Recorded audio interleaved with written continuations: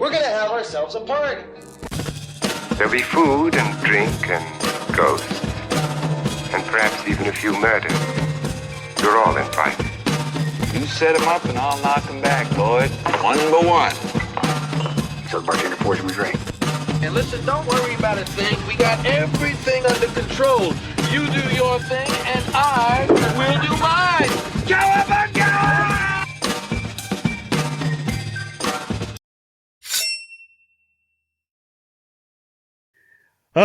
Lance, happy holidays. Yes. How you doing? Happy holidays, Danny. I'm all right. I'm here, Yeah, I'm alive. well, listen, speaking of holidays, in The Conjuring 2, and I know we're not talking about The Conjuring 2 today, but I do have to tell you that I think The Conjuring 2 it just kind of is, for me, scarier than the original Conjuring. And that has that Christmas vibe in it. Okay, like, I get it. Bathsheba, very scary in The Conjuring, the original, but you got nun. The nun in Conjuring 2 is so scary. What do you think? Yeah, no, definitely. The nun. There was a name to the nun, but Well, that's really important, right? That like they wrote it down or something. I think is it just the nun? it's the nun. The nun, like she's like the big nun, like the official nun. She's the only nun. Like she was the only nun, just like- the nun, right? Right? Like there's a whole. Is there 2 movies Guys, about the nun? guys, Whoa, what? Guys, is that? seriously, I just have to. It's Valak. It's Valak. I can't let you go on like this with all this nun business. What the hell? What's going on, Lance? Learn it through your voice, for your friends, fun at parties. No, folks, that is not Lance and I doing an impression. You heard a third voice. You heard a third voice here in the Slasher's Paradise. And yes, absolutely, we are joined by anyone who's been a fan and a friend of Lance and I's endeavors. You will know and recognize this person. I am very pleased to welcome the wonderful, the absolutely talented, the amazing rock star that is my friend and yours, Kristen, to Slasher's Paradise. Woohoo! Hello.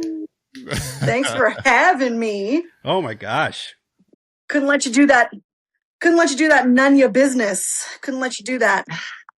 I appreciate that. And you know what? It's appropriate, really, because look, Slashers, I've known Kristen for quite some time at this point. And, there's one thing that my friend here has always been able to do is call me out on my bullshit. And if there's one thing that we're not going to allow here, it's talking a bunch of shit about bullshit that is inaccurate, which is getting the name incorrect, which was, I'm so glad that you brought brought us the original or the actual name, which is Valak. But this is how it all kind of started, folks. We had covered The Conjuring, Lance and I, recently. It was a very good episode. Go ahead and listen to that whenever you do get a chance. But I decided to triple down, and release a video talking about The Conjuring and how you should watch it whenever you do get a chance. And Kristen hit me up and said, "Yo, what's up, homie? If you want to talk about some spooky shit, I think I can lend my expertise." And yeah, we just decided let's make that shit happen. So welcome, Kristen, to the happy hour of horror. So much. Thank you so much for having me. Kristen, what are you drinking? We're all drinking What something. am I drinking? What are you drinking tonight? Please don't judge the glass. I am drinking a whiskey ginger, some Jameson, Beautiful. and some ginger ale for the tum tum. It's really nice. Hits nice. I like that. I like that for the holidays. Ginger's always good. Danny, what do you got tonight? Tonight I'm doing something. It is a whiskey, but apologies to Leprechaun. It is not blended Canadian. Today we are doing. Oh, blasphemy! I know. I know that in certain whiskey circles, it'd be like whenever someone's like, "Oh, Kentucky. Oh, let me get some Texas," and I'm over here like, "Excuse me, blended Canadian for the fam. Thank you so much." They'd be like, "What? How?" But that's Crown Royal, famously. But no, today I am drinking banana flavored Howler Head whiskey. Yes, I am a fiend for banana flavor stuff. It's one of my favorite flavors. It's my favorite ice cream flavor. So I decided, hey, what the fuck? Let's go ahead and buy this whiskey. And I mixed it with some cola. It's so tasty. It's so choice. It's good. That's so choice. That's beautiful. Last night I went ham on we had our early holiday party, and I was fixing the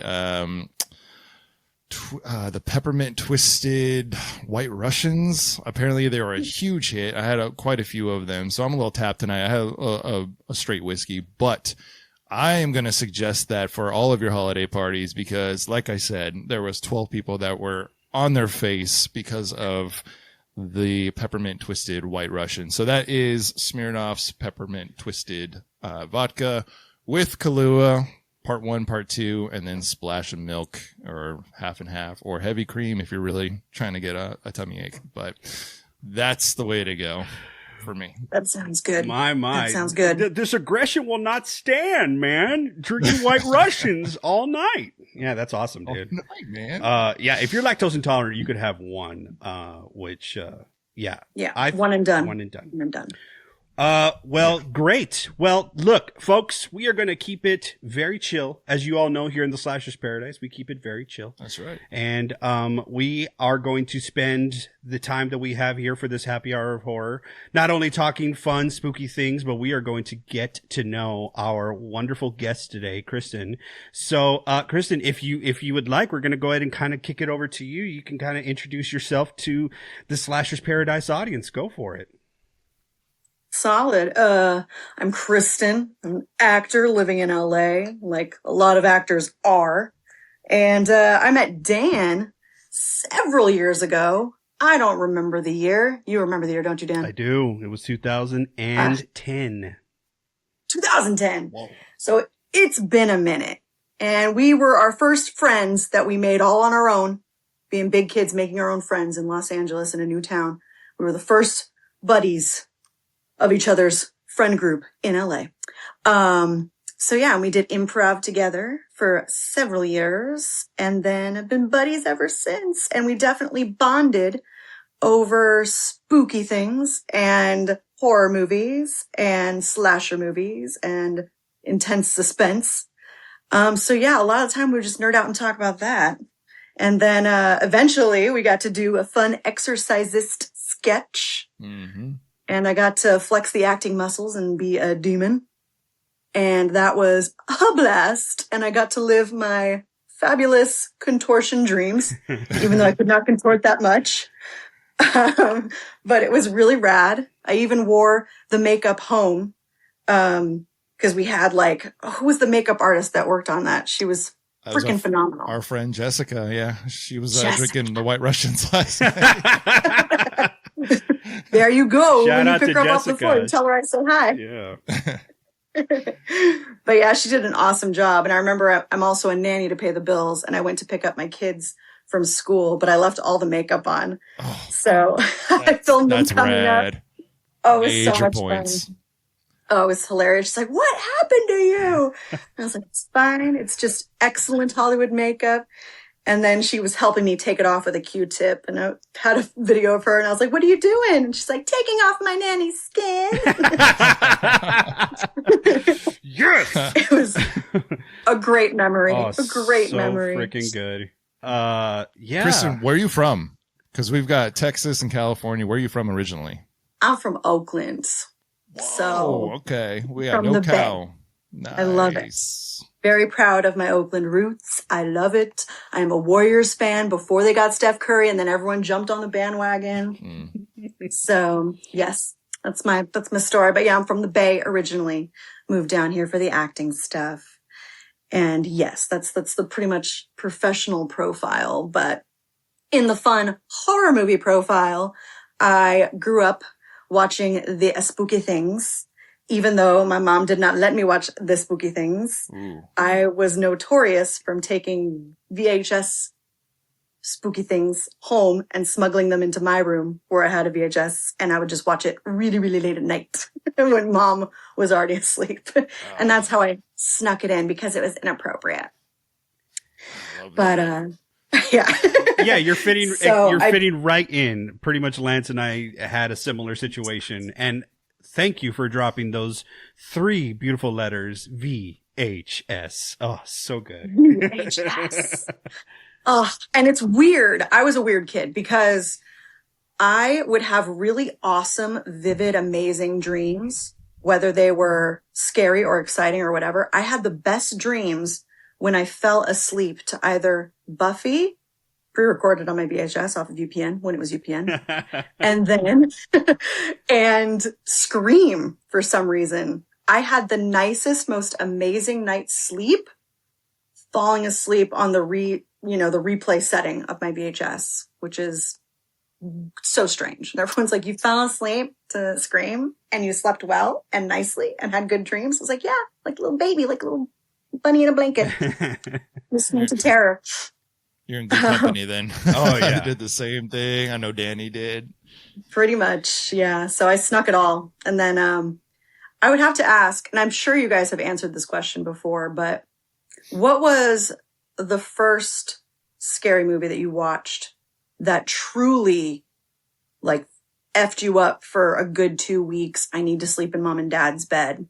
Like your first encounter with a film like that. Look at my girl here turning this shit on its head and ending the fuck out of this whole situation and becoming the interviewer becomes the interviewee. Well done, Kristen. Yeah. Yes, I'm just going to Colbert you as I sip my cocktail. So let's do the questionnaire. That's wonderful. You know, it's funny. I don't know if I can remember being never had to go and sleep with my mom and dad or anything like that because I was so scared. But I do remember having to get my brother or somebody like just to be around. But I do remember having a very, very sleepless night. And it's weird because growing up, I watched Michael Myers. I watched Jason, Freddy. You know, I don't think as young as I was, I never really grasped the concept of how fucking crazy Freddy is and how he gets you in your dreams. And there's nothing you could do about it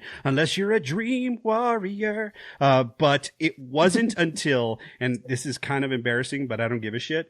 It wasn't until I saw The Exorcist re-released into the theaters, the version you've ever seen before. I think, already going to high school. But I was so flipping scared because I had put it off so long. I had avoided it. I know I told Lance this story one time. They were showing it in the end of the year when they bring movies to school. It's like 2 days or last 3 days of school. Someone brought The Exorcist and the teacher was like, hey, y'all can watch this as long as you get your parents to yes, trust me.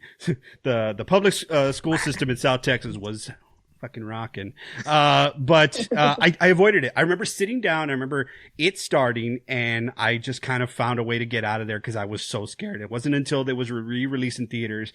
And when I tell you that the images of Reagan doing her thing and that whole premise of the movie, oh my gosh, it just fucked me up. That it was Conjuring-esque where they're she's the little girl, Nancy or whatever, she's staring in the corner and she can see something, but nobody else can see it. It was that. I was just so terrified. I just kept looking in the corner just to see if I could see Reagan. So that was the one that did it for me. And quite frankly, it still is still up there for me as the scariest movie of all time. So.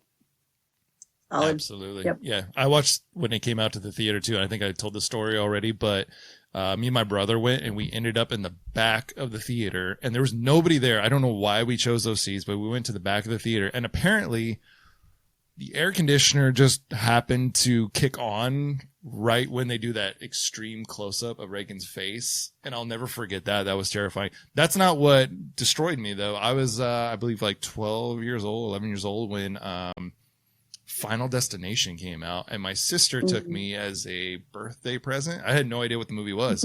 Hadn't seen a trailer, didn't know anything. I was like, cool, I'm going to see a rated R movie.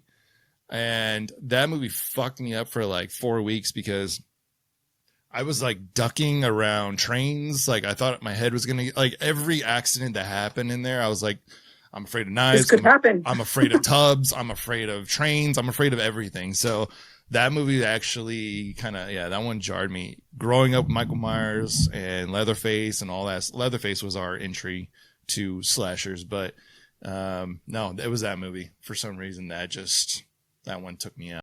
But good question. That's a great question. I was just curious because I was going to say mine because it's a stupid story. And So I think I saw, for me, it was also The Exorcist. And I think I saw it when I was like, how old are you when you're in fifth grade? 9, 10? I don't know, but I was Something kissing like that. already, so whatever. Okay, Dan. So anyway, Those little moments. I don't know. I was too busy being an awesome dude. Sorry, Chris. Go ahead.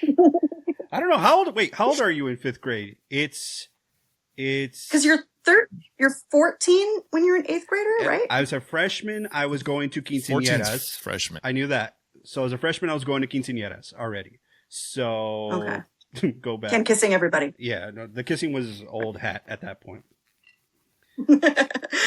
Yeah, I think I was in fifth grade, and I think I saw like I Know What You Did Last Summer or something, and I thought, oh, this is a scary movie, so I can handle any scary movie. Like that, I was brave during that, and it's fine. So then when I came home, my dad, he was flipping channels, and he was like, "Oh, The Exorcist is on." He's like, "Chris, this is a good movie. You should really watch this. It's pretty incredible." And I was like, "Okay." He's like, "But it's really scary." And I was like, "Okay, whatever, Dad." And I watched that film in just frozen silence the whole time. And every once in a while, he'd look down and be like, "You all right?" I'm like, yep, And I was too scared to stop. I was too scared to say that I was scared.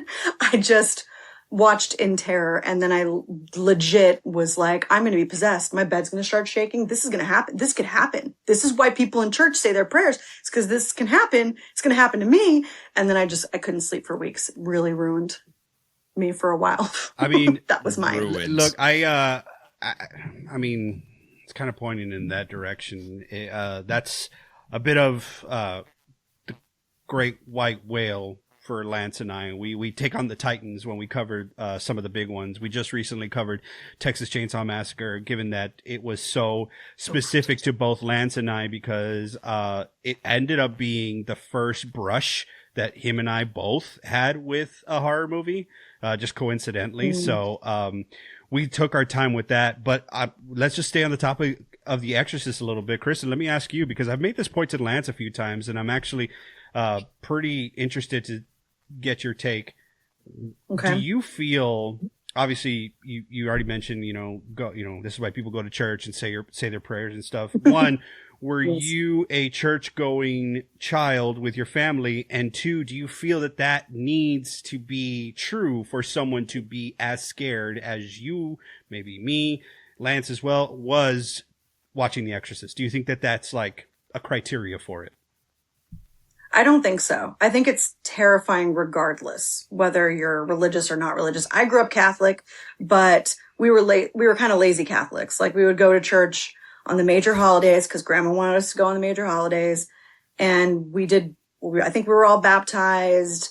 Holy Communion I was going to have, but there were some sketchy things going on at the church at that time. So they were like, you don't have to finish first communion. It's fine. Let's just tap out now and we can go say our prayers at home. And then that kind of became the new norm. But yeah, I think just Exorcist in general I think the idea of possession, regardless of religious background, is just terrifying. Just not being in control of your thoughts, your mind, your body. I think that alone is like enough to be like, oh my God. Yeah, I mean, I agree. I think it hits a little harder when you believe in the forces of evil and you put names on them like the devil and demons and things like that, which is why obviously it was no coincidence that my first foray into making some sort of a horror comedy, because I feel like horror comedies are their way of folks dealing with the real scary things. They're like, let me poke fun at it just so I can kind of get through with it. So that's why we make The Exorcist. And I was like, maybe if we get really comical with it, some of these things that are supposed to be very jarring, are a little easier to digest. But that being said, I can't even imagine what it would be like for a young girl seeing a young girl who was just, as innocent as can be, as Linda Blair portrayed Reagan. and just whatever, just hanging out with her mom and, was playing the Ouija board, totally innocent. Yeah, that's got to fuck you up for sure. So it definitely did for me. I can't even imagine what little 5th grade Kristen was going through. So, yeesh. I think I was just catatonic watching it. I was just terrified. And I don't think I've seen it more than 3 times in my entire lifetime. I think I saw it that one time, blocked it out for years. And then I was like, I'm older now. I can handle this. Nope. Couldn't. I was like, this is hard still. I need all the lights on. I need to watch The Little Mermaid right afterwards. I got to like cleanse the palate so I can sleep and function and live my life and not see that shit. But I think that's a really interesting. There's a lot of movies that you won't rewatch because it's like, this is a process. There's a lot I got to go through to watch this movie. And I do that a lot too. And I think The Exorcist is probably one of them. I've seen it probably a few more times, but it's one of those like, oh man, that's a big meal to take on. It's like drinking a Guinness. You're like, whew, that's a meal, like, full meal, full belly. Yeah. There's definitely some movies that it's just like inherently they're just they're just heavy, filled with dread. And I don't know if it's coming through on your end, Kristen, but I have collected quite the collection of vinyl records, but if you were to measure them as far as like which ones I have most of, it's really horror movie soundtracks, because that's just, I like the vinyl record, artwork and stuff like that. That's just a new version of VHS for me, which is still, it's an old version because vinyl records are inherently old. But I was telling Lance when we were covering the Texas Chainsaw Massacre, I have, very rare, but they finally got to it this year, which is really cool, the original soundtrack for the Texas Chainsaw Massacre. And he was like, have you listened to it? I'm like, I listened to it once. And I don't know if I'm just going to be like, ooh, you know what I want to pop on here to just kind of feel it. It's just these, it's like, it's so, yeah. So, and I didn't even know that it had a vinyl record soundtrack. Like, it sure does. It should. No, it should. Some don't, but to the point, I have the Exorcist original soundtrack as well. And once you get past Tubular Bells, it just really is such a kind of dreadful sort of heavy feeling. So yeah, maybe we'll all cover the Exorcist coming soon, and maybe Kristen will force you to relive what 5th grade Kristen went through. I don't know about that. Yeah. I want to stay with The Exorcist and The Exercises, the short that we did. This is where I met Kristen. Danny, that was your baby. That was my first crack at producing. It's a really fun short that everyone needs to go watch. We'll re-release it, I think, soon with, it's going to have the Exorcist, twist to it. But I want to go through that. I want to go through the process with you, Danny, and, you kind of mentioned how you came up with it, but let's dive into the Exercises and how I met Kristen and how she knocked me out with her performance on that one. Yeah. I mean, listen, Lance and I, as you know, Kristen, we are former performers in a certain Halloween event that one can go to in the Southern California area. And it was then that we met, and I said he was introducing me to this production company that he was launching, and we had worked on something recently, and I saw that there was, and you, I know, I can at least assume, Kristen, have definitely done your fair share of submissions on Actors Access, and maybe even got the notice to audition, maybe even got cast right out of it. And then you show up to the situation, you're like, oh, y'all are full of shit. You actually are here with like a camcorder. You know what I'm saying? And I just, right. I just remember being like, all right, I found my people who are pros. You know what I'm saying? So like, I recognize that with Lance. I'm like, I got a pro producer. The crew that we had with us were all pros. So then it was on me to say, I have this idea. I have the skeleton.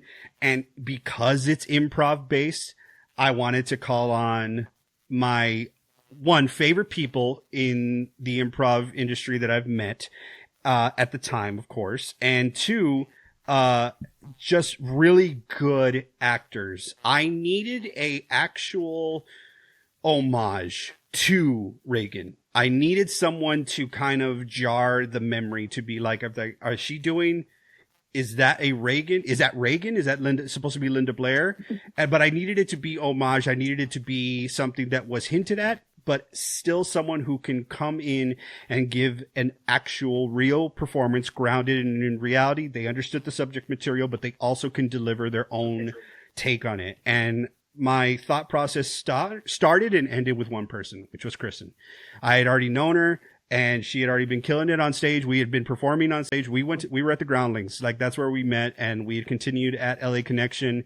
And, we had really developed a mutual sort of, I know how talented you are, sort of thing. So when it came down to casting it, I was like, I definitely want this part, and I definitely want it done well. So you got to trust the people who are going to make you look good. Right. So I was like, hey, Kristen, are you interested? She said, thankfully, she said yes, and delivered a very eerie, creepy performance that I think I think it's that part in any horror comedy, a successful horror comedy, if you're watching it, to where you're like laughing. This is a funny premise. This is a guy who's exorcising the people who are possessed. And then you get to see some scary shit. Right. And that was the part that the audience is supposed to be like, oh, okay. Oh. I'm not laughing at this at all. I'm uncomfortable. Exactly. I feel uncomfortable. Exactly. And that is why I love the improv community so much. And the folks that I've met is because that is, to me, the best work that I've been exposed to are people who can and the fuck out of what's going on and not be above sort of the subject matter. But it also helped that we were able to sync up on that. Everything I threw at Kristen, she was like, yeah, I got it, and added onto it. So it was a no-brainer, and that you could obviously see that when you watch the film. Oh, it was good times. It was really good times. Yeah, and we got to play. We all got to play and have fun. Like, it was flexible. It wasn't like a diligent, okay, we're out at this time. We have to film this shot. Okay, on to the next. Okay, like, everyone was just playing and having fun and putting in their 2 cents. And it seemed so effortless. I mean, you guys and the production, you made it seem like, oh, this is simple. I'm sure it was way more complicated, and you guys were like running around and getting stuff done, but just showing up and doing the job was just easy because everyone was just so incredible.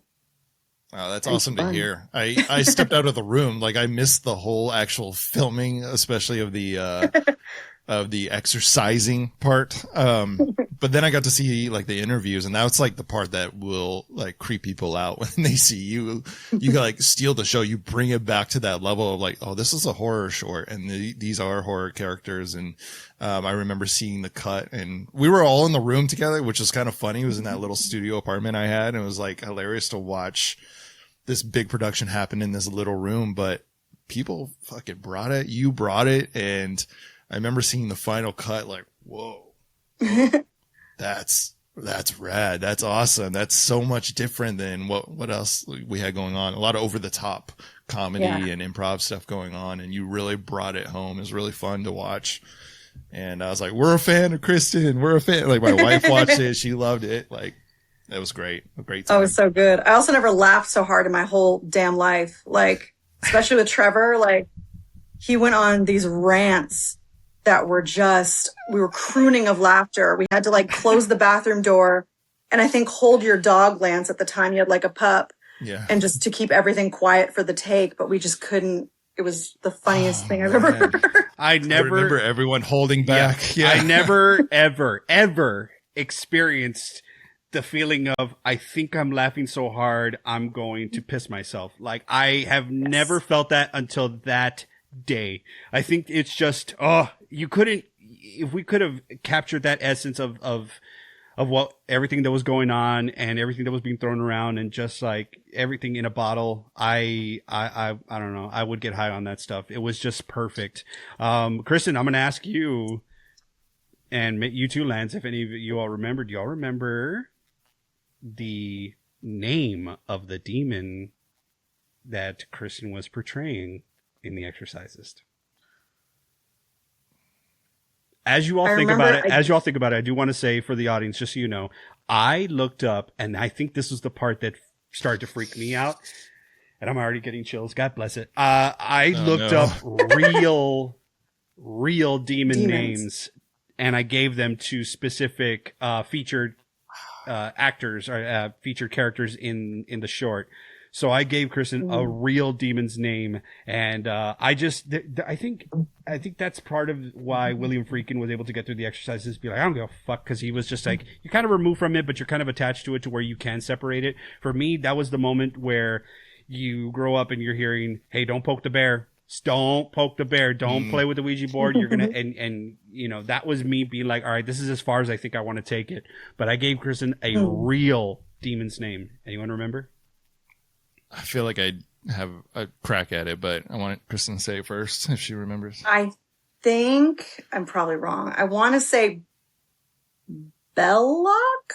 Close. I was gonna say like a Belith or Beloth or something like that. It's not Belith. Sounds right. It's Beleth. Is it Beleth? Yes, it's Beleth. Yeah. Beleth. Okay. Very terrifying. Let's not say that anymore. Can we move on? Holy let's shit. Not. Let's not. There was some shit that went on after that production. I know, at least for Danny and myself, there was some weird stuff that happened. Oh yeah. Well, my apartment had some stuff going on before, but definitely for a few days after that. And then Danny, I think you had something happen. Yeah, it was something definitely was going down in my small studio apartment where we had the premiere for it.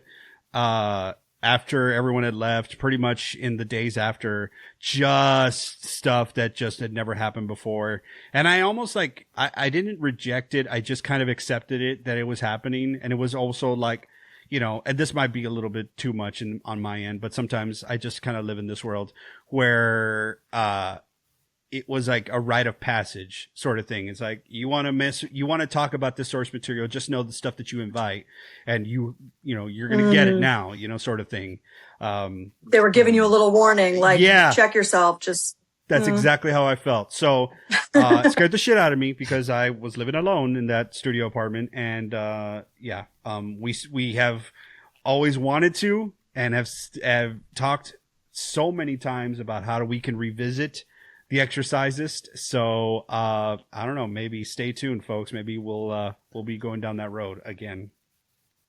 Spooky. I just got creeped out because I said this in our little pre-show that Kristen, if you're watching our show, your background and everything reminds me of the film Host, and I'm just like, now I'm creeped out and I'm expecting you to like get sucked into the door behind you, but I don't want to scare you with that or anything. I don't know what you're talking about, Lance. Kristen, if you have not seen that movie, that's definitely worth your time. And then once I need to see it because I think I remember seeing posters for it. Now, correct me if I'm wrong. Is this the person who wrote Twilight, or is that a different host? Different host. Okay, this good. Is the, maybe that's why. Yeah, no, this is the one that was shot completely during the pandemic.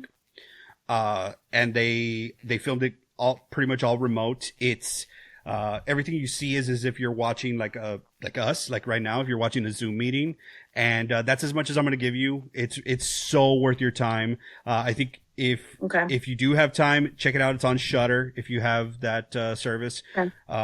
But the further we get away from that shutdown time and our mentality during it, I don't think it'll hit as hard. So yeah, get to it as soon as you can. Yeah, honestly, the better. Get to it as soon as you can.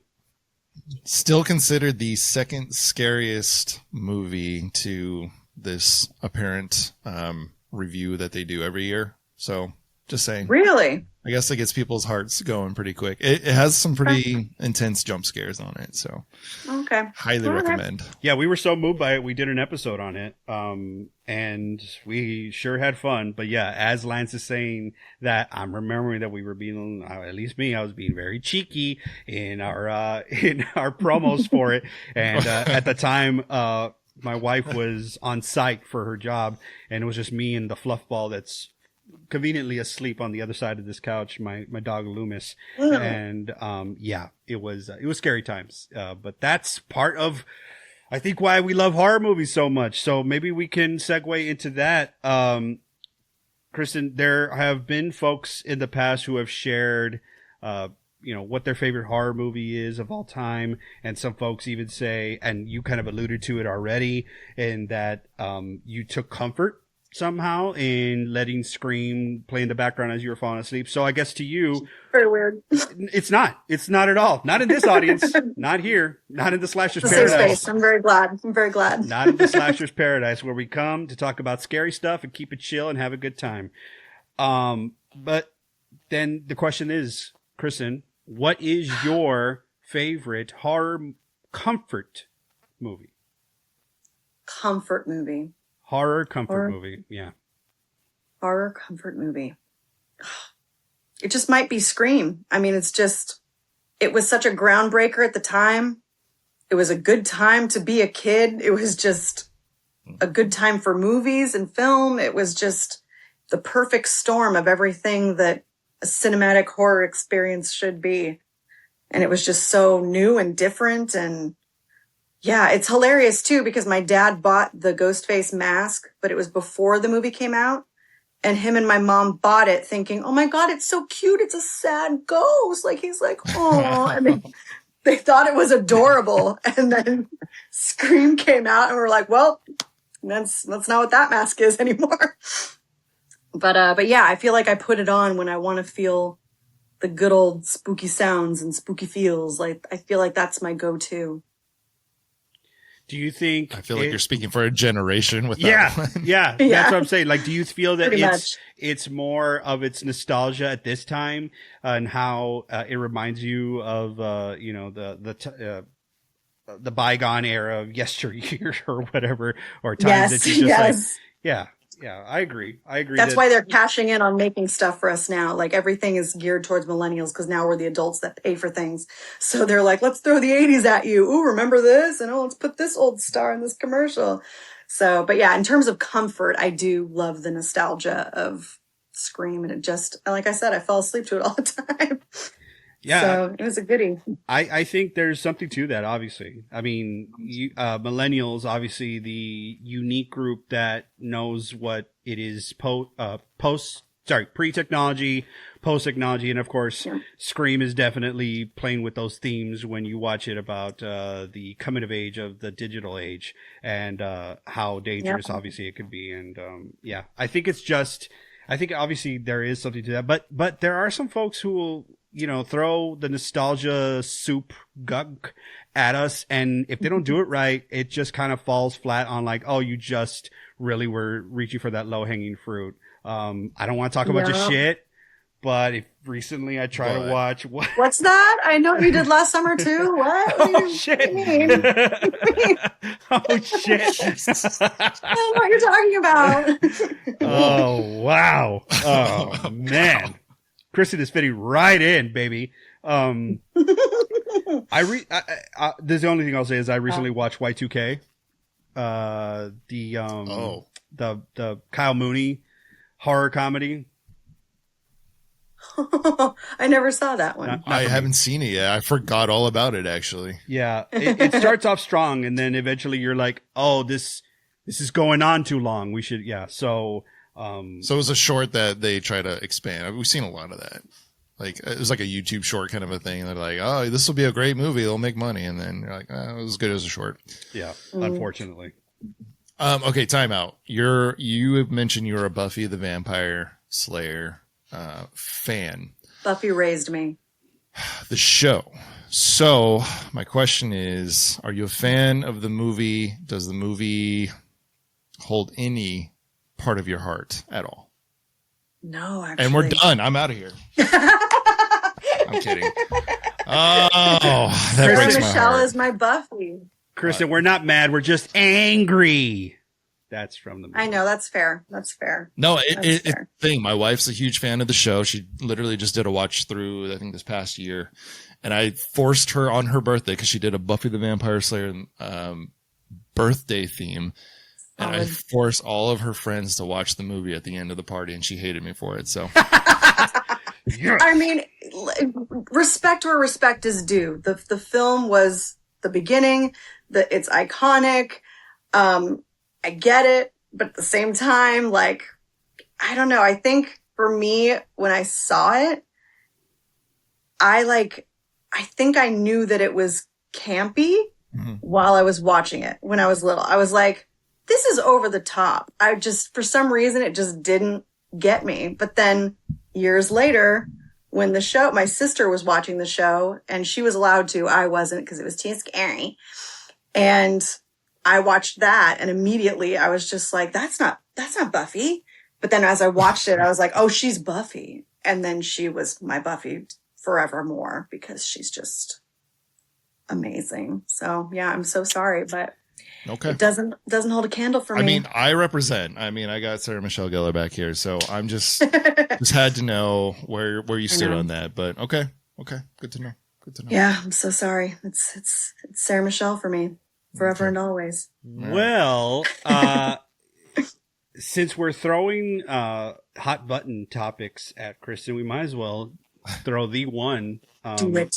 And maybe we're going to kind of hear a little bit more of what we've already talked about, given what Kristen's past is. But given, Kristen, that this is Slasher's Paradise, and you had to say this is the quintessential best slasher character that has ever existed, or you could say this is the best slasher franchise that's ever existed, who would that be and why?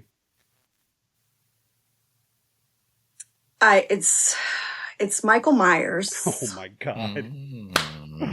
Just because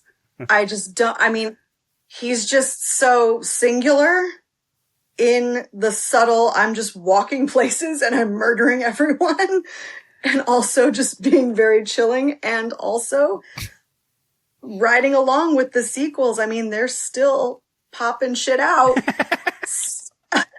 So I'm like, I don't think there's anyone else I could categorize in that way. Like, homeboy's been around forever, just stalking and walking and cutting people up.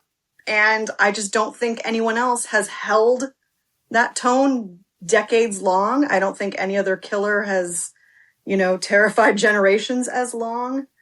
I don't even know arguably who else it would be.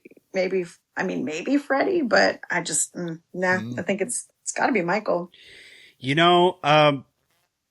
Sub question then. I know Dan doesn't agree at all. No, I hate it. I hate that answer. Like, don't look behind me. They're making lunch boxes now. So let me ask you this then. Do you think they are similar, or are they different, given how much of a connection you have with Ghostface and Scream? Ghostface is considered a slasher character, and so is Michael Myers. However, Michael Myers is Michael Myers, and Ghostface is a new person pretty much every time. Do you think that is what sets Michael apart in your eyes from Ghostface? Being that? Okay. Yeah. I think as the Screams went on, it was really hard for me to commit to this, who's it gonna be next? Like this Scooby-Doo formula that's just kind of been done over the years. I really want to hold on and love it still. But with the last couple ones, I was just like, okay. Like, it didn't land for me. But Michael's Michael, and he does the same Michael thing. And it's just, I think it lasts much longer. It's just more sustainable. And as wonderful and iconic as Ghostface is, it's a different person every time. And it gets wackier sometimes, where it's just like, oh, come on. And then sometimes it's, stabbing you with nostalgia. I mean, like, see what we're doing here? See what we're doing here? And then it gets too wacky, Ghostface, for me, as time goes on. Yeah. I mean, the wackiest thing that they've had to make you believe in the Halloween franchise is that Michael is pushing 65 and is still, he's out there. He's out there. Evil dies tonight, Danny. Evil's dead. Evil is dead yesterday. But Kristen, which franchise would you choose to be in as an actress? Ooh. Damn. That's a good one. You are the final girl in the 2026. I had to check my phone to know the date. The 2026 Scream or Halloween. Oh, jeez. Yeah. Oh, it has to be Scream or Halloween? Those are the only two franchises? Okay. Yes. See, now I feel like I contradicted myself. I want to pick Scream. That's okay. Yes. Stumped. Yeah, All right, no. perfect. Probably, do you want to pick Scream as a because you viewer- can get away from Ghostface easier? Because Michael might get you. Yes. Yeah, I think Scream would be wacky good fun.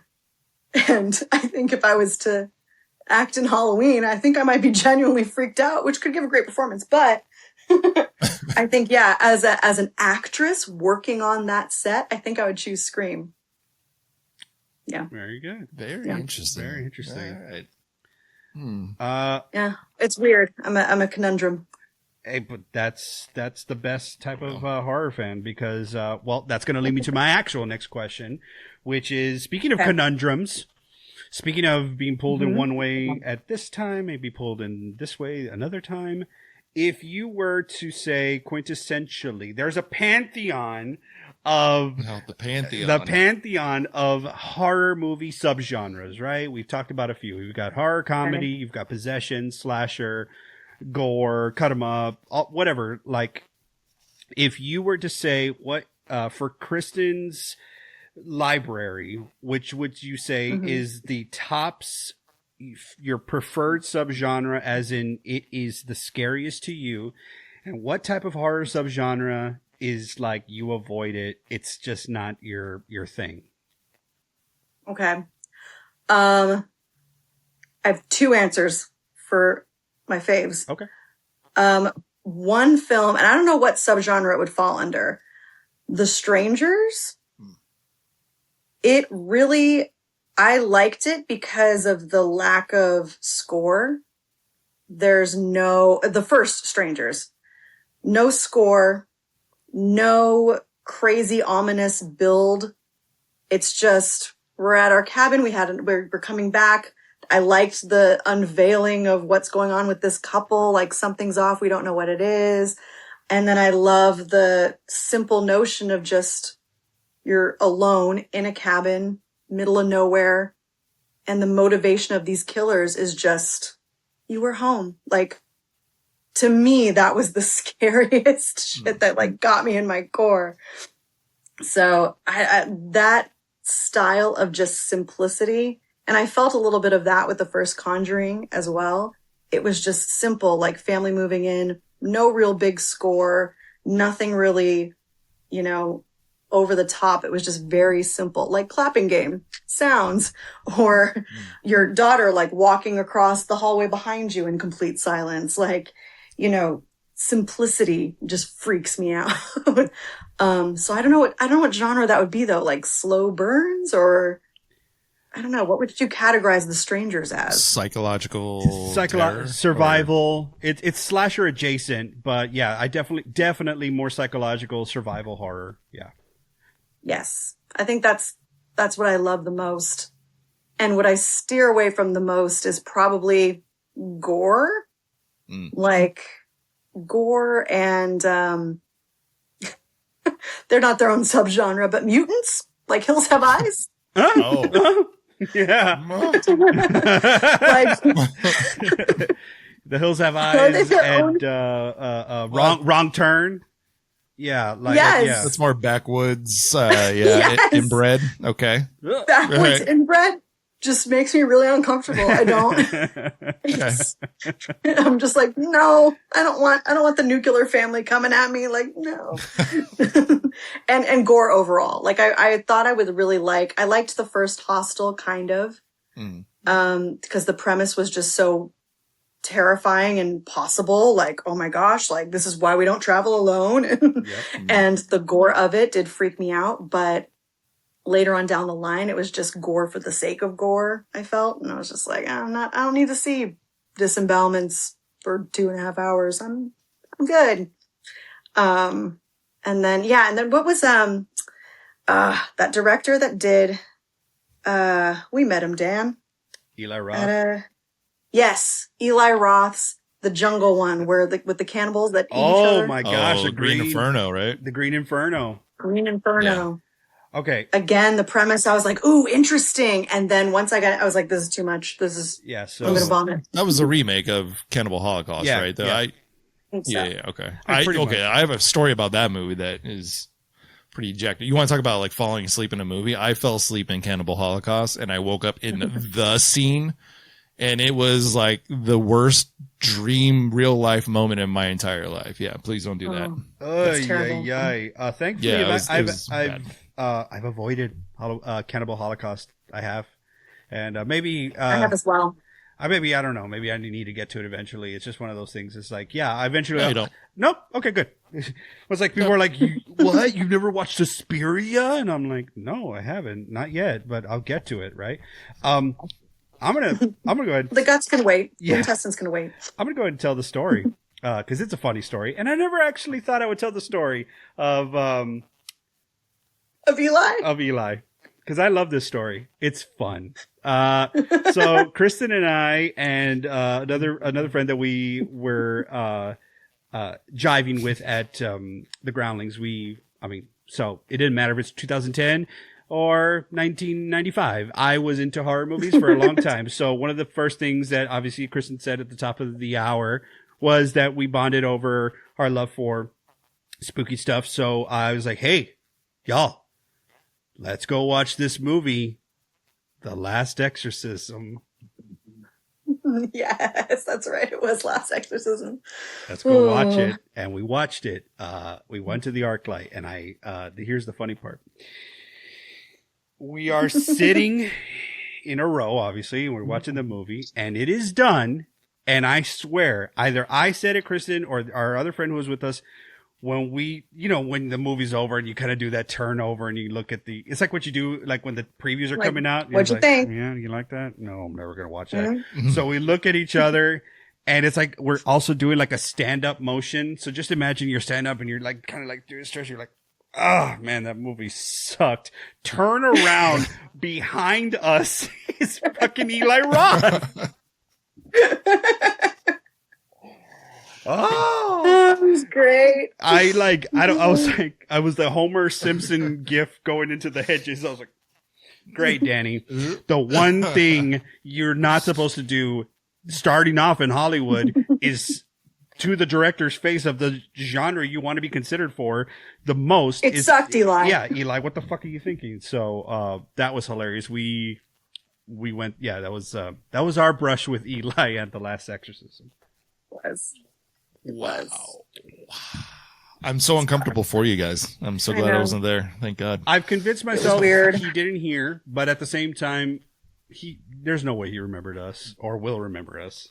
I say that now. We're going to find ourselves in like an audition and be like, you sons of bitches. I remember you. You're on my no-call sheet.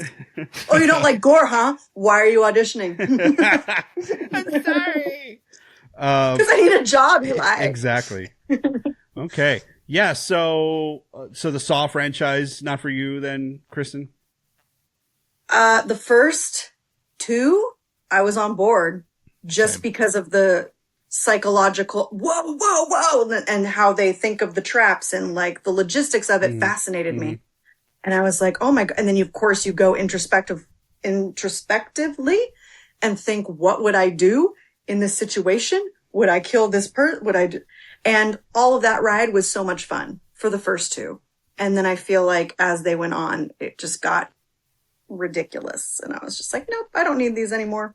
I'm good. Jump the shark for sure. Mm-hmm. So I feel like it's time to kind of put you on the spot, given your physical background behind you, Kristen. And I would like for you at this moment in time, for all of you that are listening audioly, of course, you know that Lance is, usually emanating from the Slasher's Paradise, where it's all adorned with the fun stuff that we have learned and come to love. I'm emanating from Phelps Garage, where it's predominantly Michael Myers tribute in here, but slowly and but surely, the Demogorgon and Stranger Things stuff are going to start to take over a little bit. I'm sorry, total consumer. Hell yeah. But what we see here from our friend Kristen is she is being flanked by a very impressive series of bookcases or one massive bookcase, but a very impressive collection of physical. 3 Ikeas. 3 Ikeas. Is that the Nonschlant? That's the Nordstring. Oh, sorry, that's word. It's the Nordstrom. So, Kristen, I would like for you to share with us and the audience, what are some of the horror movie titles you've got there in your library? Let me see if there's anything in grabbing distance. It used to be organized so nicely, and then over the years...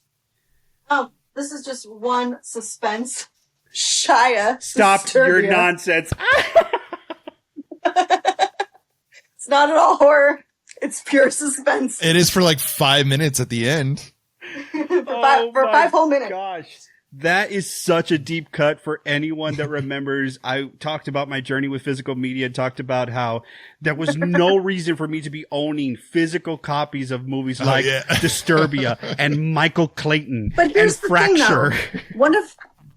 One of my favorite things that I used to do with my roommate Joey was we would go to the dollar bins at like Walgreens or whatever, and we would just choose. And also, I'm a big fan of shitty horror movies, like horrible films, just because it's fun. Oh yeah. Like, we'll just pick some rando and we'll just be like, we're watching Timber Falls tonight, and then just life ensues. I think that's in there, Timber Falls. Nice. Let me see. Let me go like an actual one. Yeah, Big Lots was definitely the main culprit of digging through a bin and just seeing what you come away with. We had Walmart, so it was like you can get like a 2 for $3 or something like that. So we just stacked up old stuff. Yeah. Fracture was in there, Danny, every single time. Every Fracture was part of freaking it. single time. There's no reason for me to own Fracture, Michael Clayton. I had Fear.com though, which was scary. I actually think Fear.com is pretty scary. Fear.com. Yeah, that's throwing it back. All right, I just grabbed a chunk. Oh, Okay. nice. Oh, wow. Okay. I've got Texas Chainsaw Massacre: The Beginning. Well, Oh. good attempt. Well, it was I know. almost there, and then It's it not wasn't. It's not the OG. I got you excited, and then I just pulled it away. Another, I think this was an Eli Roth. The Ruins. Oh, yeah. Okay. I liked that one a lot. That's You gotta get to that one, travel. You know, they tourist sort of premise, right? They travel to some area. Mayan temple, Mhm. and there's like some sketchy plants up in there. Mm-hmm. But the build, I liked the build of that one because Yeah. you really didn't know like how, and then it's a goodie. Halloween 35th annual edition. Oh my God, Kristen, that is a big own because I own the same copy, but mine is full of signatures from the original cast. That's been my favorite cover of a lot of the Halloweens. cover. It kind of comes out a little It's a bit. winner. Yeah, it's good stuff. Oh, And it's a Blu-ray. I don't know what's going to play on my Blu-ray now. This is a good bad one that I like is House of Wax, the remake. Oh, So bad. my wife loves House that's of my- Wax. I do too. It's a guilty pleasure for like a horror fan. I don't know why, but I like that movie. I don't know why, but yeah, I just dig it. I love the look of it. It's hilarious. I love it. I can't explain it. And then this is one that I did. It's not called Chicago. Oh no, just kidding. Same actor. Chicago Massacre. True story. Is that John Cena? No, it's Corin Nemec. I met him. I worked on a movie called Bundy, an American Icon, I believe. And Corin played Bundy. And I was one of his victims. I didn't die, but I was apparently based on the girl that lived and like testified against him or something. So yeah, that was good times. All and I right. think our stunt coordinator was, what is his name? Danny will know his name. Big stocky guy. He played Jace. He played a Jason at Derek one point. Mears. No. Oh, darn it. Kane Hodder. Yes, Kane Hodder. Oh. That's who. I thought it was Derek So because Kane Hodder- he's in the improv scene, but no, Kane Hodder. Okay. Kane Hodder. He was the one who was our stunt coordinator and on set dude, and he was so rad. And that was my first actor time when I actually was like, oh my God, I'm going to be like a murder victim. It's going to be great. But yeah, so then, yeah, those are a couple that I pulled, but there's I think that should be the next movie that we review. I was about to say it. I think Lance and I are going to have to catch Please that no. one and discuss. Give it a Definitely I don't know watch it. about that. We will not review it. No. give it the pina colada. Yeah. Oh, I'd love to hear that. Yeah, for sure. good times. Well, that's great. Impressive. Oh, what an impressive pull. Impressive. Yeah, those are some of the necessities, right? Texas Chainsaw Massacre with Jessica Biel, not bad. Yes. Jordana- This one was the That's what Jordana Jordana Brewster Brewster one. Not my Yeah, fave. I know. That's the roughest one. Yeah, That's the roughest one. Yeah. But yeah. It was guys, it's the discount bin. This one's actually from Blockbuster. This is a Blockbuster Oh, yeah. So dollar it's- bin. It's seen some DVD players. You see, kids? Yes, you it see? has. There's proof. That's the mosquito There's proof. in the amber They for existed. $10 DVDs at Blockbuster. Oh my gosh. I think there's, I don't even know how you can ever recapture that, but something was so awesome about going to the discount bin and rummaging through and finding like a good movie that was like, it was their last copy. So they threw it in the discount bin, usually at like Walmart and stuff. And then it was like, oh, these are $5 DVDs. I'm like, y'all are just giving these away. And, yeah, so my DVD collection back home in Texas, I had to leave a lot of them there just cause like, I wasn't going to be, running around with those all the time. They're still back there and I might just need to go get them. But I remember I was like, DVD. This is as good as it's going to get. And now here we are.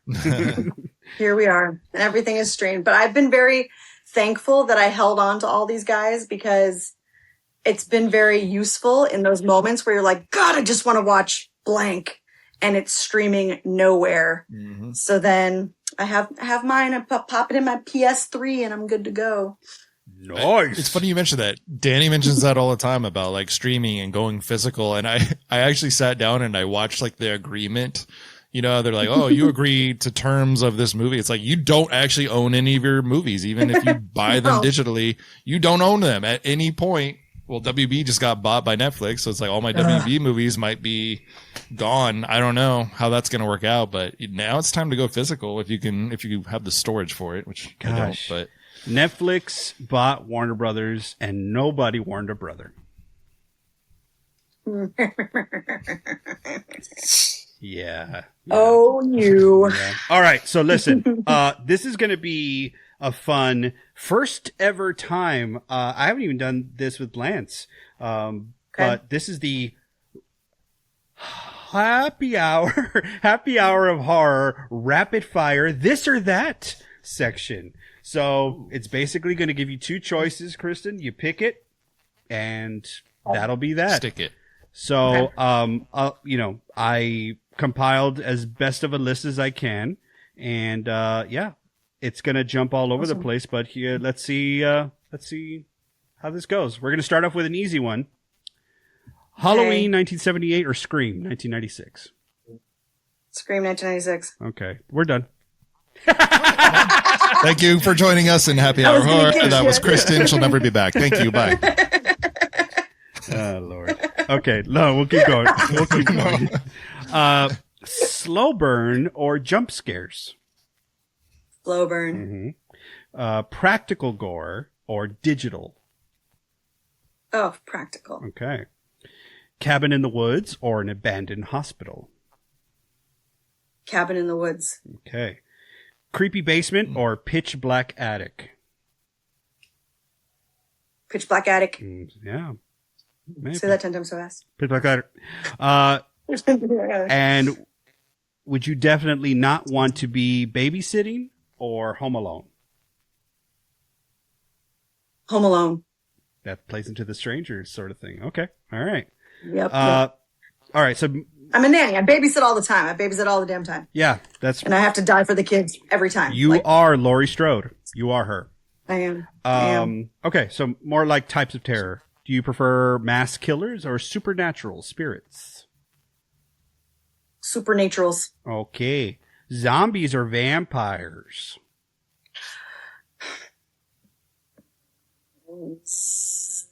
Vampires. Yeah. Vampires. All right. Vampires. You prefer slashers or creature features? Slashers. Okay. Now, if you're going to try to survive a horror movie, which is the better choice for you? Hiding under the bed or running into the woods? Running into the woods. Very good. Would you fight back or would you freeze in terror? Fight back. Let's go. Would you like to investigate the noise or pretend you didn't hear it? I'd like to say pretend I didn't hear it, but there's definitely been situations where I'm like, I'm going to investigate. Okay. I gotta know what it is. Yeah. There is ignorance is bliss, but sometimes you gotta know what it is. All right. Now it's time for the movie night, right? So Okay. your whole watching yeah, here we aesthetic. Popcorn or candy? Or both? Both. Ooh, very good. Would you like Reese's Pieces and some popcorn. Oh my gosh, Kristen, coming to you very soon, a reel of the Halloween watching experience. So do you prefer to watch alone or watch with friends? And if so, watch with friends who talk or talk after? Friends talk after. Okay, stay silent during. Very good. Cozy blank. Yes, I'm going on a journey. Like, don't mess it up with your nonsense. Yeah. Unless it's a bad horror movie. We're talking the whole time and we're just losing our shit in hilarity. Like Croctopus or Sharknado. Yes. We'll talk shit. Or Monkey Shines. Ooh, I see that Have one. you guys seen Monkey Shines? No. Have I? I saw the monkey. Guys. I saw the monkey recently. No. Yeah. If you want some pure hot steaming garbage, Monkey Shines. Boy, do I. I'll just give you the premise. Can't wait. Man in a wheelchair needs a medical assistance monkey. But the monkey really loves this man to the point where that monkey will kill for him. Okay. Oh, so Spielberg. Okay. Yeah. Yes, exactly. Yeah. Whoa. Criterion Collection. Cozy blanket or lights off full immersion? Lights off, full So immersion. you're not covering your face or anything. Good. Okay. No.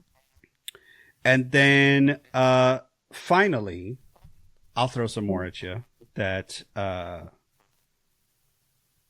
if you could, and now this is something that obviously is going to pay off some of the promises that Lance and I have been trying to play for a long time, but here we go. We're going to do a little quick battle royale to find the ultimate slasher in Kristen's eyes.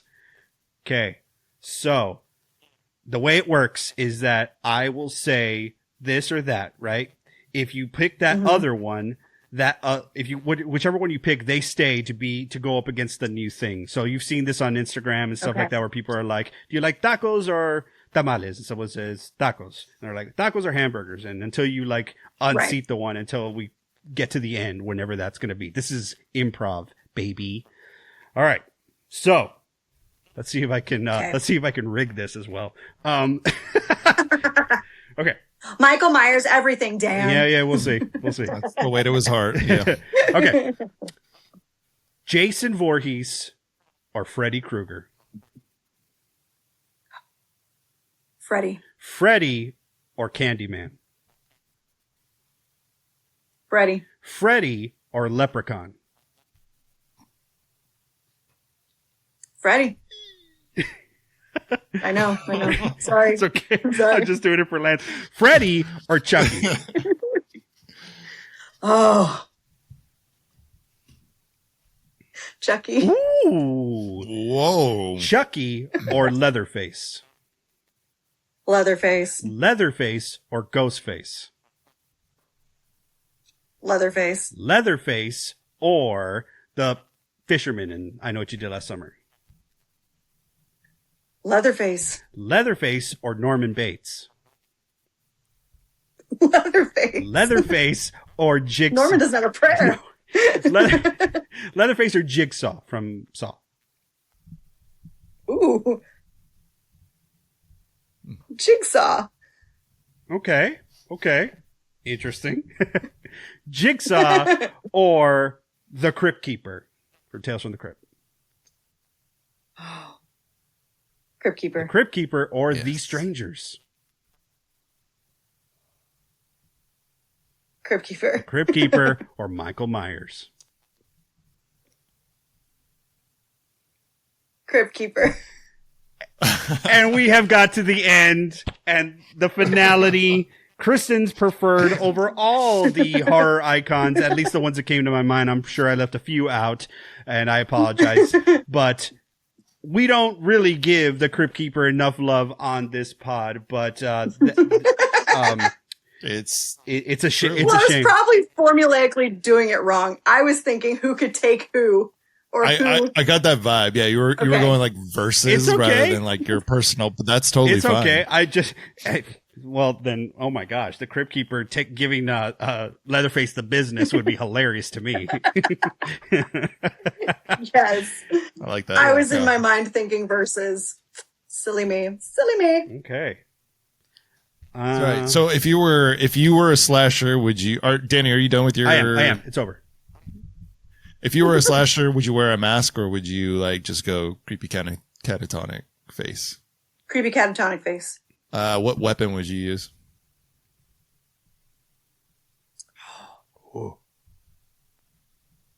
Machete. Nice. Okay. If you were a survivor, then what would be your go-to weapon against a slasher or any monster? I'm just imagining visually holding different weapons. Like, mace. choose your character. I'm like, huh? No. Yeah. No. No. Huh? No. Oh, all right, Katniss. That's you. And my axe. My axe.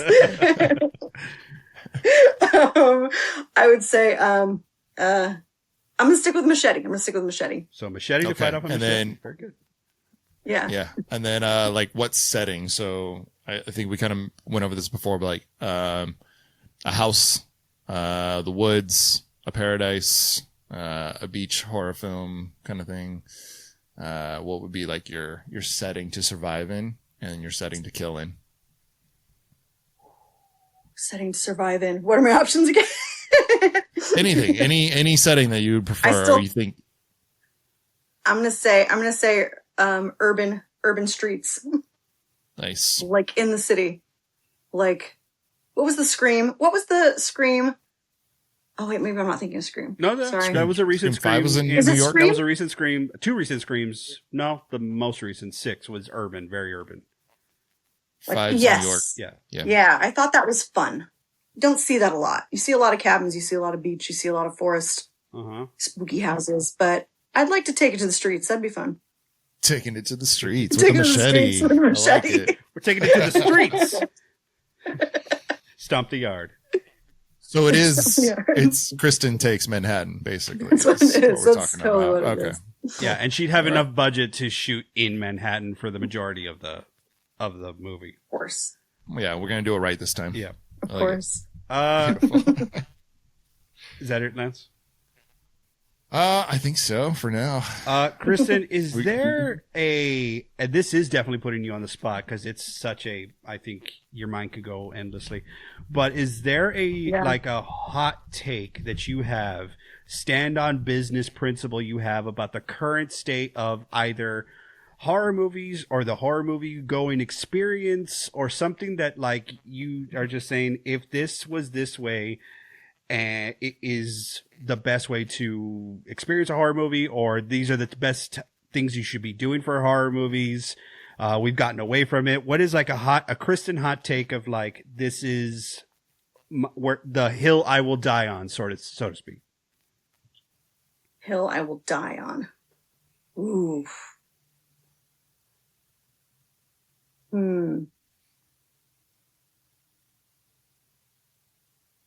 Oh, I don't know. Ooh, that's so hard. Yeah. I'm trying to think of what I've defended the most in the horror genres, because I instantly in my mind I thought no talking during horror movies, like lights off, Dolby Surround.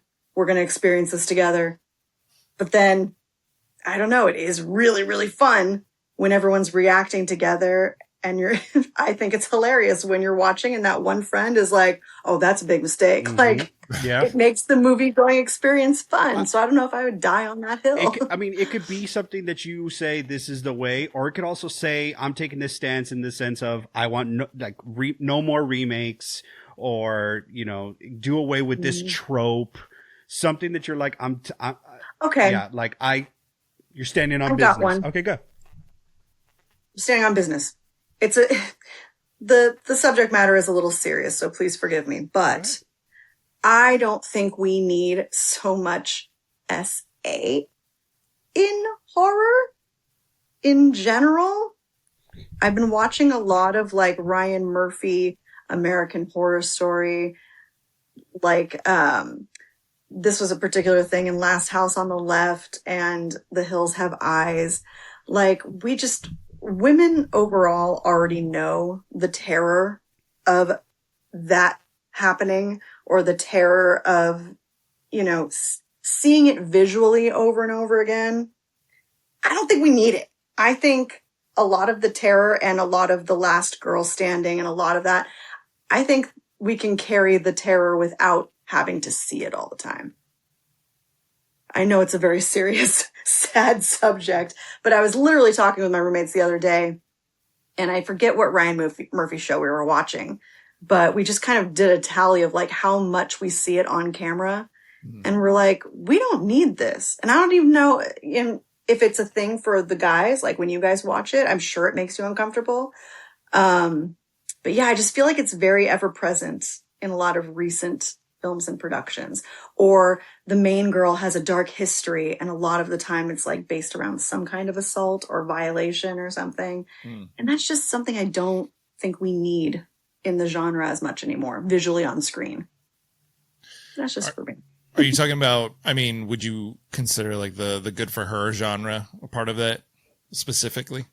Good for her. Like what would be a good example of good for her? So I can just visually see it in my head. High tension. Like I spit on your grave. Yeah. High tension would be, Yeah. Like Spit on Your Grave. It was really satisfying because it's like, it's what you would want to do to those motherfuckers, like regardless. Yeah. That's an uncomfortable watch for me. So I think it's Ready or Not. I think you could even say The Menu, technically. The Menu? The Menu, right? Was, with Anya Taylor-Joy. Anya Taylor-Joy? Anyway, but yes, the ones we talked about, Spit on Your Grave, Ready or Not, maybe even, yeah, for sure. But like visually, like I don't need to see SA on screen. Like it can be implied. I can see how it's implied, or it's happening in another room or whatever. I just think visually it's so uncomfortable for people to watch, and especially for women to watch. Like it's like we already live with those terrifying images, thoughts, experiences. Like we don't need to see it. Yeah. No, although I do like the premise of getting revenge. I do like the premise of these guys did this horrible thing, and it was very satisfying to see all of them just be destroyed. Like that was, and all the creative ways we can destroy them. Like that I'm on board with. But the act itself, I feel like we don't need to see it in horror as much. Is that a modern thing? I feel like that was a very like 2010s kind of like, let's make it as real as possible sort of a thing. I haven't seen it as much, but maybe I just haven't seen as much new stuff, but there was an era where it's just like, let's get as gritty and real and show everything as much as we can. And I actually agree. Like I said, like Spit on Your Grave, I can't get through that movie at all. Yeah, like, it's really rough. So hard to watch, and it's just too real at a certain point where. Yeah. I first noticed it in Last House on the Left, and I think it was the remake. And it was just kind of like, that scene was so long. Yeah. And it's like so uncomfortable. And granted, the payoff of revenge was wonderful, but again, like it's too much. I don't think we need it. And I noticed it a lot in the pretty much Ryan Murphy horror shows. And then That makes sense. and then Yeah. Hills Have Eyes, same thing. Like the mutants were doing stuff, and I'm like, we don't need this scene. Like they're scary enough just being mutants. Yeah, I think obviously there is, especially with those two specifically, Last House on the Left and The Hills Have Eyes. Those were remakes of 70s movies, and both Wes Yeah. Craven's. They Yeah. they have those scenes, right? So it's also like, and whatever, like you can talk about so much of the ugly nastiness that goes in just with like anytime you're watching some of the, especially like the Rob Zombie Halloweens, and you see the Weinstein logo come up, and you're just like, ugh. You just have to like kind of be Ooh. reminded of this stuff. But it's like there's a reality, obviously, of the stuff that you just hear about, and reality and what you know or what what you're told are obviously two different things. You don't know the full story mostly all the time, but it's just like I'm sure there was a lot of pressure. And it's a weird kind of pressure that I would assume it's like, well, no, you got to stay true to the subject matter. Rob Zombie talks about it himself when he was remaking the original Halloween, and they were like, you better add this, you better add this. He's like, God, it could be a little bit dwarfy. So like, what's the point of a remake? Just so we can shoot this very like, obviously of the times in the 70s. If you watch the Last House on the Left, it's very artsy done, in my opinion. But at the same time, it's like it still hits hard and it's uncomfortable to where if you just paint by numbers it just comes off a little much like we got to put this in. And if you don't have that sort of outlook on it, then it becomes it becomes a little hollow. To your point, I hope we get to actually a place like we are currently with, according to Jason Blum, the reason you don't see, I mean, harken back to the 80s and 90s slashers, what was the thing you were always going to see? The big-breasted woman running around, and of course her boobs pop out, and yada, yada, yada. Jason Blum says, we actually don't show that anymore because this generation, because they're so desensitized and so it's so available to them, that type of stuff, they don't want it in their movies. So hopefully it ended up coming to a place where now we don't have it, and great. But at the same time, hopefully we can get to a point where that type of part of the story isn't necessary. To your point, I wholeheartedly agree, because I've always felt inferred and make the audience imagine it in their head is 100% more effective and 100% more scary, at least to me. But I've always felt that way. Yeah, I agree. I hope we are getting away from it. Like Jason Blum said, I was going to bring up that same fact, that same study that apparently they're doing. There's a lot of studies going on with horror films right now. So I agree. Like we don't need it. Tell stories. We need some original stories. There was recently we watched something, Night of the Reaper. I kind of told Danny, I'm like, there's no story to it. You get to the end, you're like, well, what was the point of that? And it's like we're kind of getting away from that. People are kind of, I don't know, finding these vessels to tell these stories, and the Ryan Murphy stuff. Ever since Nip Tuck, I've just not been a fan. So Yeah, I kind of avoid Ryan Murphy stuff. I try to watch, for you, Lance, since you were in it, I try to watch the Ed Gein story. that's another rough one to get through. There's a running thing here that's very rough. That Lance's wife thinks that he has a striking resemblance to a Jax Teller, and I'm not going to let that die. So I'm also going to say it as well. Let's just keep it rolling. Yeah, thank you. You're welcome. Appreciate it. You ever say I look like anybody hot? Elvis? Oh, thank you. What? Danny Gonzalez. Elvis, yeah. Yeah, Elvis. Yeah, sure. Elvis. Elvis, sure. Right before. Stop it. Okay. Well, listen. I guess let's end our happy hour with talking about some things, the final sort of words. What are some things that are on the horizon that you're very much looking forward to in the horror movie genre? Anything that's upcoming? Obviously, some ones that are ringing a bell. You got the new Scream installment with your friend and mine, Nev Campbell, making a return. There is the Friday the 13th TV series that's going to be coming out pretty soon. Anything on your radar, Kristen? Wow, breaking news. There it is. Anything on your radar that you're very much looking forward to in the horror movie genre or wish to see? I haven't seen anything recently popping up because I've just been in Hawkins for so long now. Could be Hawkins. I had high hopes, but I was really bummed out and I couldn't stay on it. Was Derry on HBO Max? Why? I don't know.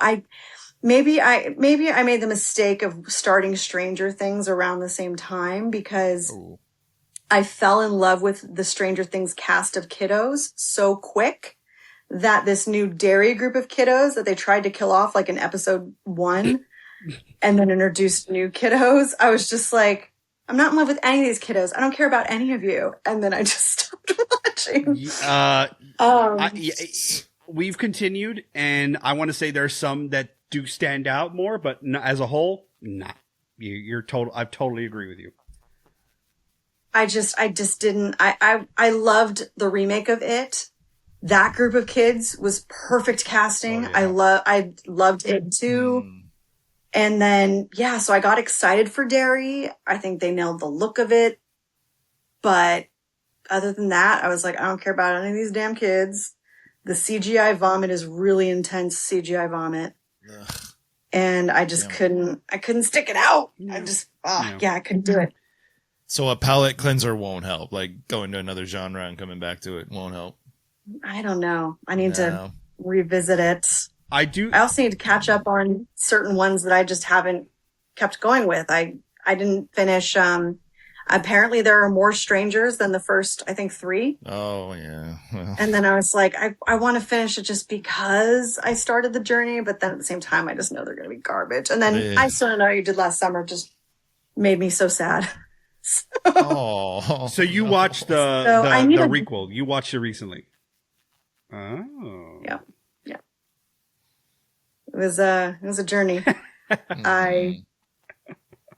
I really also hold a very special place in my heart for I Know What You Did Last Summer. That was my first I'm watching something scary and it's not for me. It's too old for me. And then of course, falling in love with Ryan Phillippe and Buffy was there. And Hewitt was there. So I was just it was just like a 90s fabulous teeny bop circle jerk that I just loved so much. So to go back to I Know You Did Last Summer, I was so excited, but it was just it was rough. And they were slapping us in the face with hey, remember this? Remember this? Remember the float? We're on a float. Remember this? Remember this? And I was just stop. Yeah. So that was... It's an interesting formula. Is there anything... The requel formula is very interesting because done right, which I think I've only seen once, maybe twice. But where? What? You want to go through this again? Because Halloween 2018 did the requel right. She wanted to be treated right. False. False. No. Let's put it into the old computer, I'll Lance. have to rewatch to assess. It says you're a dead I'll be the tie-breaking vote from here. Wait, Kristen, what do you think about the Blumhouse Halloween trilogy? All of them? Yeah, as a whole. Overall? As a whole. It's a trilogy. Regrettably, it's a trilogy. I will say that. Yes, regrettably, it's a trilogy because I felt like Halloween 2018 was good and great and let's move on. But no, they made 2 more. Yeah, no. All of them? I'm not on board for those. Yeah, I just no. Thank you. Hate, double hate, loathe entirely. Really rough. Really rough. Sorry, Dan. It's okay. It's all right. They don't know me. No one at Blumhouse knows me. Jamie Lee doesn't know me. Michael is not real. He's here. And he knows that I'm on his side. When he comes for you all, he's here. When he comes for you all, then it's whatever. So just a final point on the dairy thing. I think you're right, though. putting them next to Stranger Things is a bit of a mistake. Not to say that there is no value in Derry, but compared to Stranger Things, like you got something that is a freaking well-oiled machine. Magic. So much to where, I don't know if you've noticed, but if you go to the Derry section on HBO Max, the lettering is upside down because HBO is trying to be petty about it. I said, relax. Little bitches. Relax. HBO Netflix. HBFlix. Like, HBFlix. what? Oh, it's so sad. Painful. God, I need my charging cord. My phone just said, you're dying. That's a horror movie. You're dying. Just that. But yeah. Did I hear when I joined this journey, were you guys debating whether the Conjuring 1 is better than Conjuring 2? I don't know if it was a debate so much as it hasn't. Yeah. Yeah, I think I'm ready to make that point, but I'm not sure we're ready to make it here. Okay. Maybe when Fair enough. cover The Conjuring 2, seeing as how this type Which is a Christmas movie, apparently. Yes. What? And it's a Christmas movie, and it features Elvis. Oh my God. Oh, wise men. That's a say. stretch. It features Elvis. That is a It stretch. features Elvis. I don't know. It features Elvis. He's there. Well, I mean, it features what's his name singing as Elvis, but I know.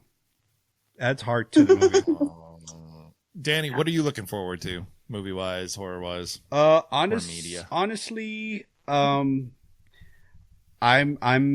easy like that. I just kind of want to see what they're gonna do. Just call me pretty. No, I will say that I'm very interested to see what the Crystal Lake TV series comes out with. I want to see. Show me that you all were paying attention. But it's not like I'm excited for it because I think it's going to be great. But I'm excited for it because it's like you're playing my hits, you know? And if you play my hits, visit. I'm going to tune in. I'm going to go to Crystal Lake. I'm going to spend time. I'm going to rent the cabin, okay? And I'm going to be there. I'm not going to spend any more time watching those fucking digital shorts, Angry Orchard commercials. But this is a real production with a real story and a real movie studio backing it, i.e. Universal. So I am going to at least blindly trust that they are trying and not schlocking their shit at us so that we can buy more Angry Orchard, as I just mentioned. So that's probably the only thing that I'm thinking of that I am like excited to see what they come up with. Am I excited to see Nev come back for Scream again? Sure, because I like Nev and I like Courtney Cox. I like them both. But again, we have seen all from Kristen's retelling of the newest I Know What You Did Last Summer. It just slapping me in the face with nostalgia and be like, hey, look, it's Sydney. Don't you know? Yeah. It ain't gonna fly. Not in this world.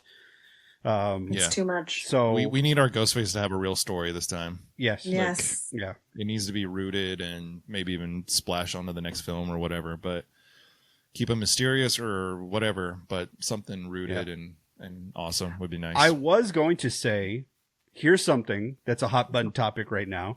I was going to say that I was going to be excited for the next Quentin movie because he said he was going to do a horror movie. Oh, no. But this dude, the fuck's his problem?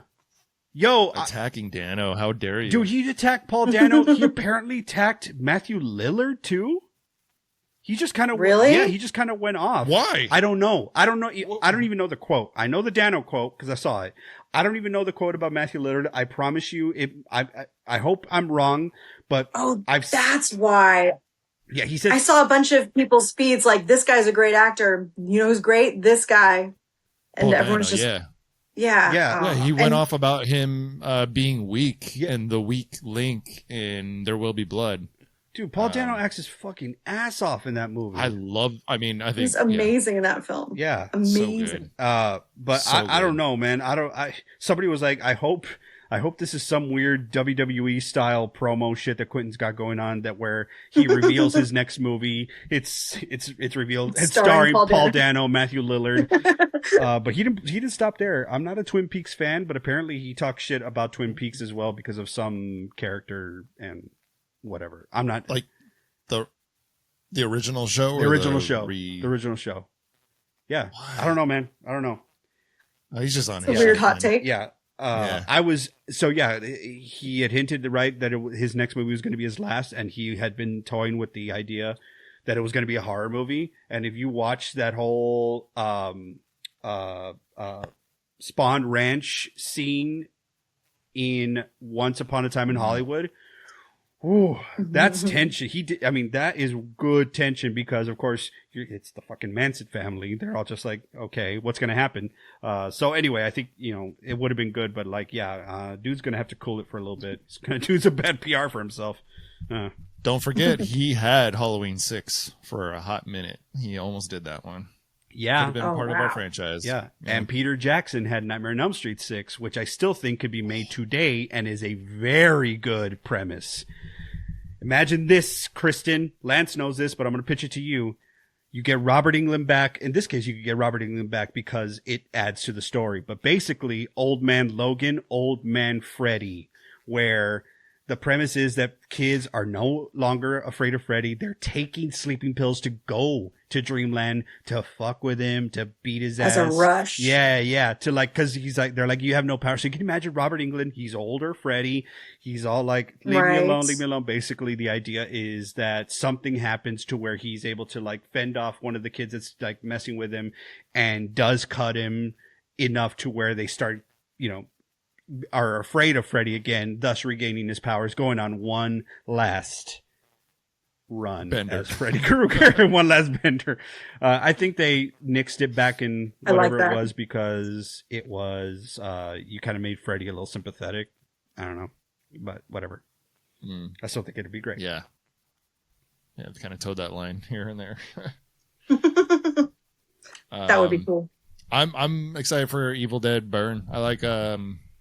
I really liked Rise, actually, and I think can be considered a hot take. I don't think a lot of people didn't like it, but I liked it. Oh, I loved Rise. I'm looking forward to. Yeah, it's the original in an apartment building. I think I thought it was great. I thought it was terrifying and everything that entire crew does well, and so I'm looking forward to Burn.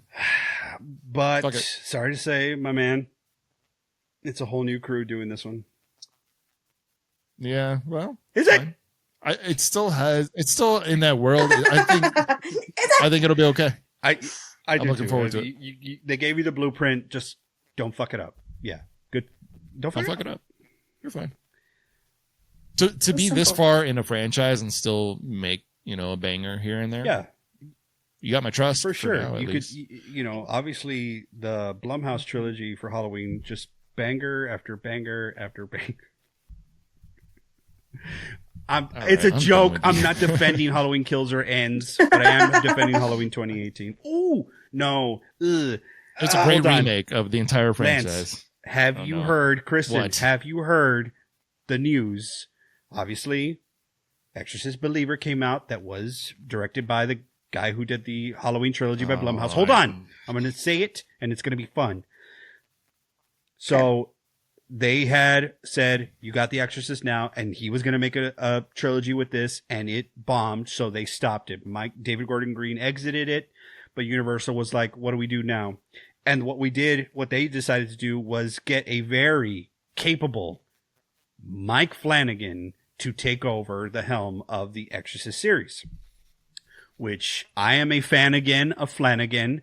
I've always been a fan of Mike Flanagan, and he has taken over. He is not continuing the story that David Gordon Green and company set up. It is a new story set in the Exorcist world. Not even talking about legacy characters or anything like that. But what has just broke recently is that he has cast his first actress in one, Scarlett Johansson. As much as I know, she's playing a white woman. So there's that. So at least she's not. At least she's not. I don't know if she's got. I don't know if he's casting her as a 12-year-old possessed girl, but I think she is Reagan. We're starting over. It's a remake. She's the mom. Here's the thing.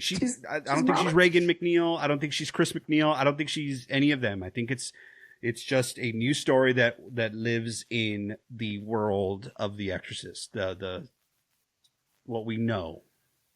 So she's doing that thing you do. It's filmed right down the street. Anyway, she's doing that thing that a lot of like Hollywood actors, I feel like, I've seen this, where they kind of go in this like, I'm going to go the independent route, and they kind of put out a bunch of movies you'll never see or never hear about unless you're like a huge fan. And then all of a sudden they start attaching themselves to major franchises. And you're like, oh, they're back. Like, is that a palate cleanser for like big actors or something? Like I've seen this happen a few times, but because she's attached to, she just did Jurassic, and I won't watch that. And then she attached herself to something else too. Sometimes it's a picture deal, Sometimes it's a picture deal with the studio. That's true. Yeah.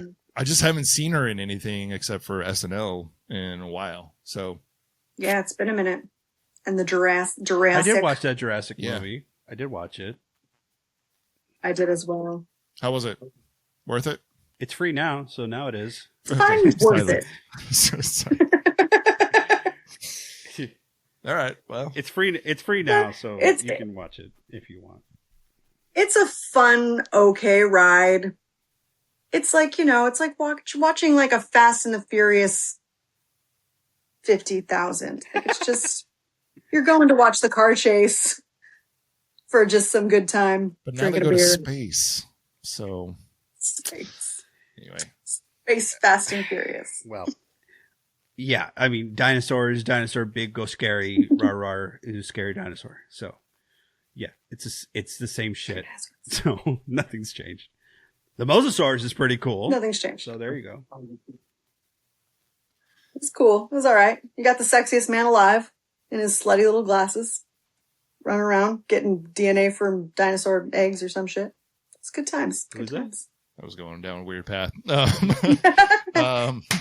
Oh, in the new Jurassic Park. I was talking about the new Jurassic Park. I heard sexiest man alive extracting DNA, and I don't know, my mind went elsewhere. Anyway, holiday theme. Do you find this time or October to be a scarier time? Do you find like the Christmas lights and all that kind of stuff to be creepy at all? Creepy? Yeah. Christmas? No. Okay. Suburban. You're going down the street. There's Christmas lights on. It's totally dead quiet. It's cold. The fog's rolling in. You hear a noise. That's not creepy to you? Do you just assume it's a Santa Claus or what? Like you're totally cool with that?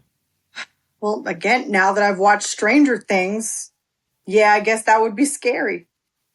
With fog rolling in, total complete silence. Lance and I have discussed at least, and I do kind of reiterate this fact, is that there is something very creepy about suburbia, and on the outside it's nice, well taken care of lawns and the house decor and what stuff. Adding on the fact, if you put like Christmas lights and all this stuff, and it's like you're taking it at face value as you drive around house after house after house, that inside, I mean, just walk, just go to a picture ranch or something like that. It's like, oh, the facade looks fantastic. I think that there's wonderful wonderment in there because of all these decorations. But you go inside and you know that the underbelly of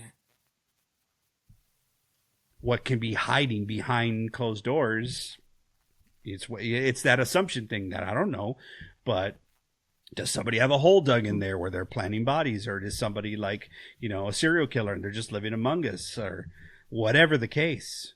It's the, familiar, comfortable, but I don't know everything that's going on. Well, when you say it like that, yeah. We got to set the scene for this. Okay, we're gonna. Then I can kind of see it, yeah. Mm-hmm. Or just, all the joy of Christmas set up homes in suburbia, but it's just silent. Yes. Or that's it. Creepy carols. Like, yeah, I could see that. Like, it's like, oh, all the joy. Oh, cute neighborhood. Why is no one here? Mm-hmm. And where is everybody? Let me knock on this door really quick. no one presence. What's happening? I could see that. Yeah. That would freak me out. All right. Yeah. We have a believer now. Yeah, thank you. I needed the visual. I needed the description. Made it real. Yeah. I've always said it's like you go through the neighborhood and you see that one house and all it has is the one, it's a 2-story house and all it has is the one light that's on in the upstairs bedroom. It's just one light on. What's going on? You know, do vampires live there? Whatever. So, couple the fact that, and in back in our day when, we were growing up and we, those lights, they weren't the Govee all year round lights. They were the old bulbs that would, you would click on and you break and cut yourself sort of thing. So, yeah. Holiday horror. I can see that. That's fair. 100%. Yep. All right. Slashers, this has been a hell of a happy hour. We've introduced you all to Kristen the best that we can. We're going to get a lot more from her. So please come back and join us to talk to Kristen and Danny and get our takes on a few movies. We're going to attack some of Kristen's favorites as soon as we can. And that's our happy hour of horror. Danny, what do you got? Folks, just we got a lot of good stuff on our socials and such. Kristen, you want to plug your social or not, or let folks know where they can get you? Socials. They can find me on the gram. I'm Kristen Chrissy, Kristen, Krissa. But yeah, that's pretty much where, if I'm posting anything. Remember we used to have websites? Remember we used to have acting websites where it's like, come and click and see what I'm up to. Like, I don't have that anymore. Now it's just the gram. Yeah. With my whopping 1,000 followers. Hey, that's something. That's something. Just a big deal. It is. Big deal. So go ahead and give Kristen a follow. And of course, Kristen, we want to say thank you so much for jumping on this happy hour of horror. Welcome to Slasher's Paradise. We hope you've had a fun time. I think we have. We've talked about a lot of good stuff. We did some this and that. We reminisced about some projects of old, and we actually had some pretty insightful conversation. And I do appreciate your time with us, and we hope to see you very, very soon. I hope so too. Thank you so much for having me. I listened to a couple episodes with you guys on some of my nostalgic faves. I was so happy when you guys did Scream 2 and you talked about bangs and all I wanted to do was just jump in and be like, oh, I want to talk about this with them. So yeah, I'm glad that I finally got the opportunity to hop on in. Great. Somebody else that will talk hair with Danny. I love it. Let's talk Gil Weathers.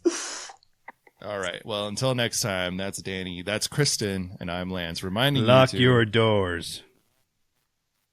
Bolt your windows. And what's your favorite line from Buffy the Vampire Slayer series, Kristen?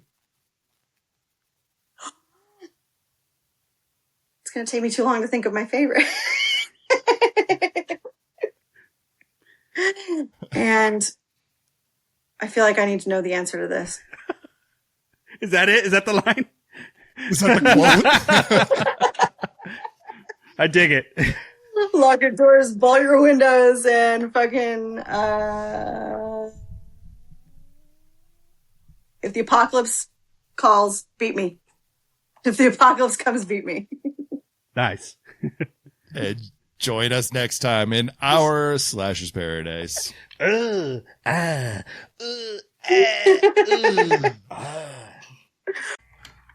Hey, did you see anything you like? Thanks for checking out Slasher's Paradise tonight. Be kind and rewind by liking and subscribing to our videos on YouTube at Dead Candy. And if you'd like to continue supporting us wherever you do get your podcasts, we just ask that you rate and review us 5 stars. And if you don't know what to write in the review section, put a horror movie recommendation you'd like for Lance and I to talk about. Also, please visit us on Instagram at Slashers Paradise. If you need even more Slasher's Paradise, head over to slashersparadise.com where you can get drink recommendations, our favorite episodes, and more. Until next time, remember to lock your doors, bolt your windows. And this is Slasher's Paradise. Sorry, I had to work that in. I'm gonna drink on that one. Okay. blended Canadian.